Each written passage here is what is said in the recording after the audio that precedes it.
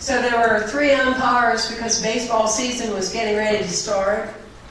And they were talking about how they call balls and strikes. And then one umpire says, well, I call them the way I see them.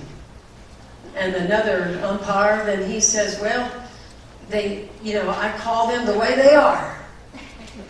And then the last umpire says, they are what I call them. They are what I call them. Repeat that after me. They are what I call them. Yes, absolutely. May Rowland, matriarch of Unity, in her book, Dare to Believe, Dare to Live, as she said that, there's a story of this woman who went to the doctor and she was complaining about her leg hurting. And the doctor said, well, ma'am, there's nothing wrong with your leg. You're just old. And she says, that is absolutely ridiculous. My other leg is the same age, and it does not hurt me at all, right?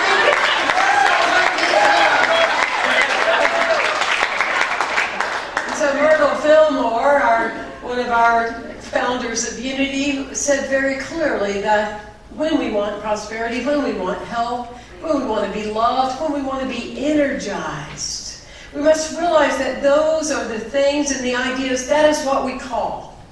Things in our lives are what we call them. Say that. Things in our lives are what we call them. We're the ones calling them, you see. And they are what we call them. It's very important for us to get that connection of the things that we continue to call to be true, to be our truth in our lives. Because you see, the distinction is there's always facts, but then there's spiritual truths. Always facts, but then there's spiritual truths. Yes.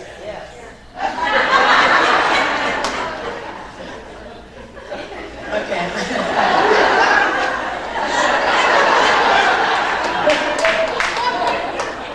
In 2 Corinthians 5, the scripture says to seek faith.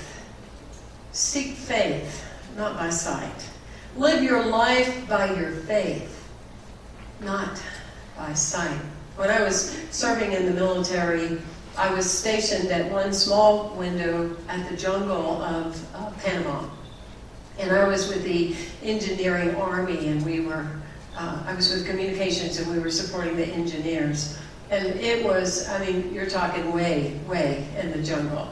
And so, that being said, my job was to guard the grass and the tents. Big stuff. So, but many a night, and in the middle of the night, often I would get frightened because there were sounds there that we don't have in Florida.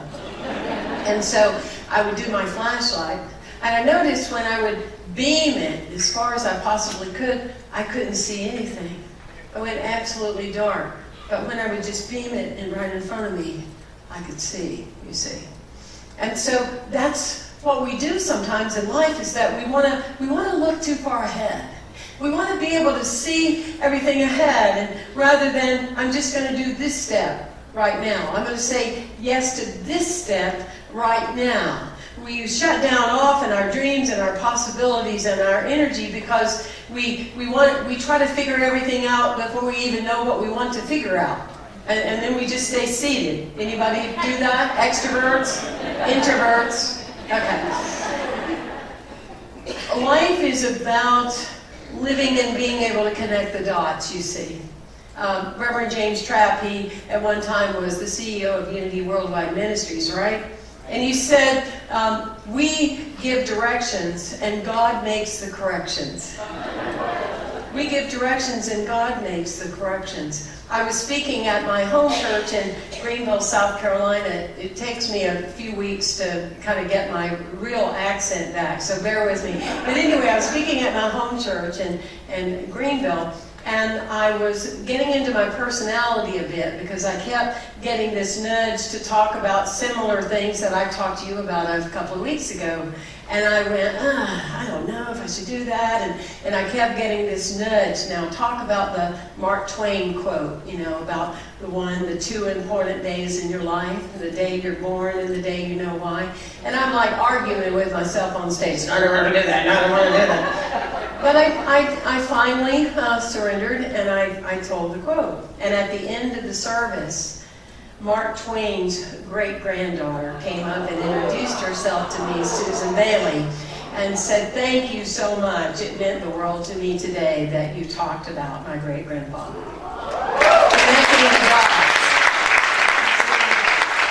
Living by faith, not by sight. We call that in. And often it's a very interesting dance because we're often into doing it my way rather than the high way, the highest way to get the results of what we can in our lives, you see.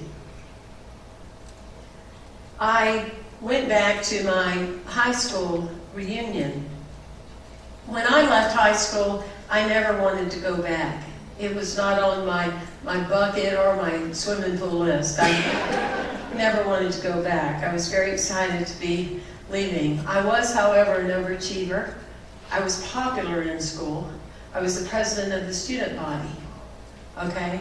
Not to impress that upon you, because I don't know what you do with it after that, but to just so you can get the picture that there's a big difference between being popular and being real.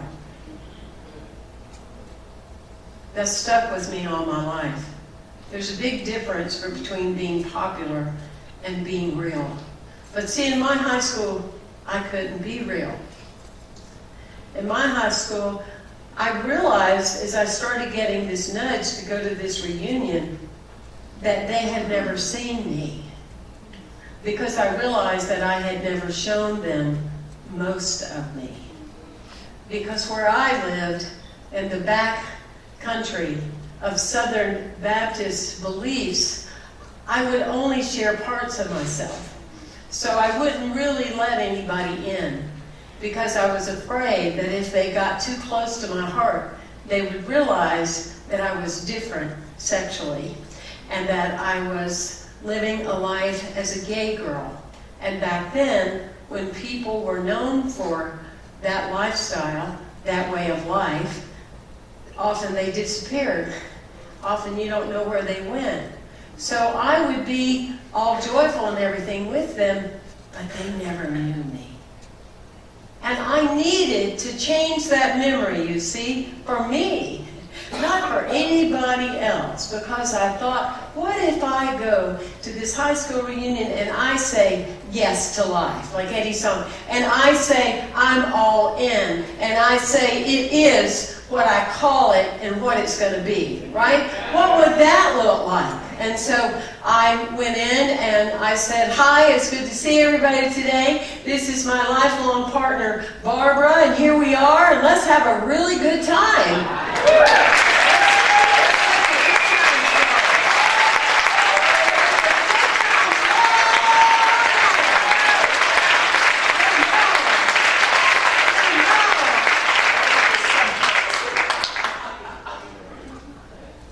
It was wonderful, letting people in my heart. It was an epiphany. So the memory that I have has forever changed, because I responded to my faith, not what I had seen before. What about you? What are you still responding to of the way it was before, rather than the way it could be now in your own life? What would that look like? Can you feel that? Can you experience that for a moment, and what that would measure for you, and the freedom that it gives you to know that you are just an unedited life, and you are authentic, and you are real? Wow. And I love to celebrate Memorial Day more than, in addition to the people that wore uniforms, but all the people that gave their lives that didn't have uniforms. They didn't have rank, but they took one. They didn't have what might be needed by degrees or whatever, but because of them, we're able to be who we are, regardless of the color of our skin, regardless of who we love, regardless of what we serve or what we want to be served through us. All those people made sacrifices so that we could be able to do that. Okay? And that I could be me at Hopewell Baptist Church. Okay? And so that's that consciousness. And of course I must go there to this one other thought, because I was telling a good friend of mine, I also have to tell you that, you know, it's not always easy being disciplined when you're eating a bean and everybody else is eating a big old juicy hamburger, right? But I do want to say I feel better having going to my 40th year reunion that I'm on track.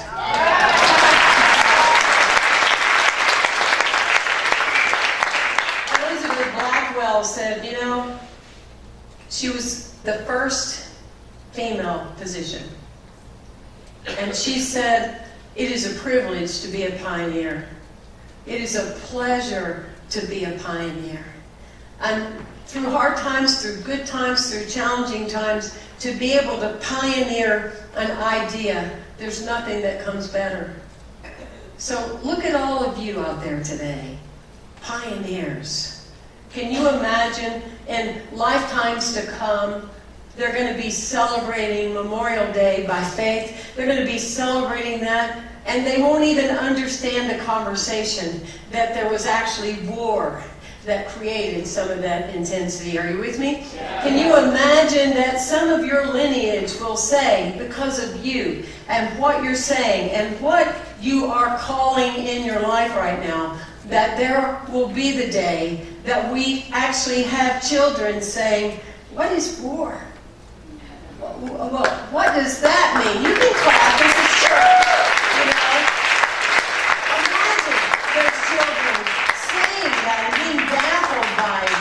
Kidding me? People used to use these kind of things and blow up people? Are you kidding me? This is the era that all of us are the pioneers. And witness that in your future. And witness that in what you're calling in, because that can be true. I love the guy I interviewed on the radio show, Leonard Perlmutter. And he is the founder of the American Meditation Institute. And he founded it in 1998.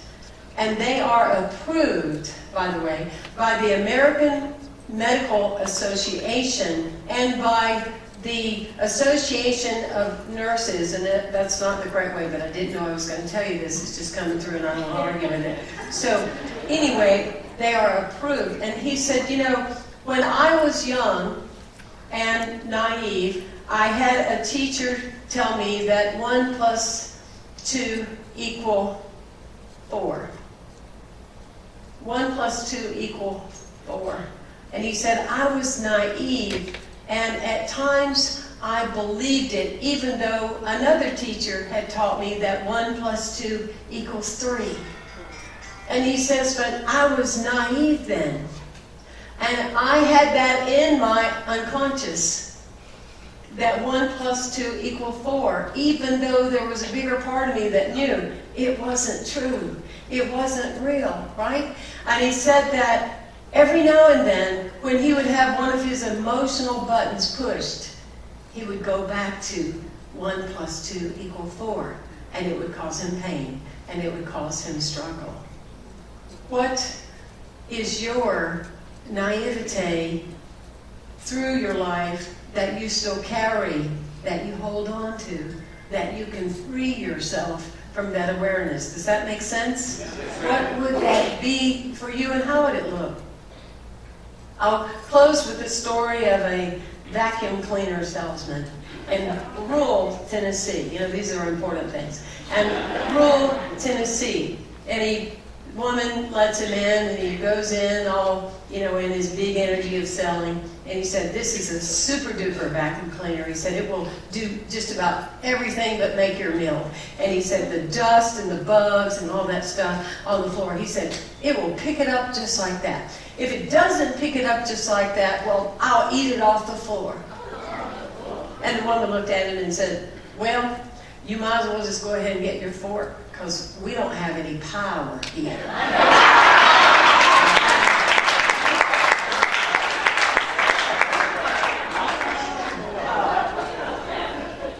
I know. So, I can stand up here every week and be as vulnerable as I know how to be. I can share with you from the depth of my heart, and always be clear I want to give the best that I can while I'm in front of you. I can do that.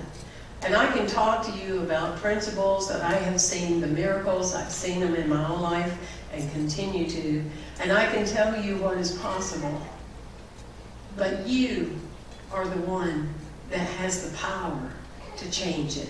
You with me? You are the one that in your own inner power and glory can pull up parts of yourself that you had no idea was there. The idea of who you are, more than a memory, but a realization, a spiritual revelation, an evolution, a connection, a change, a vibration that will lift you so that you're just clear that in every moment you live by faith, not by sight, and you are real. God bless you. Thank you for coming.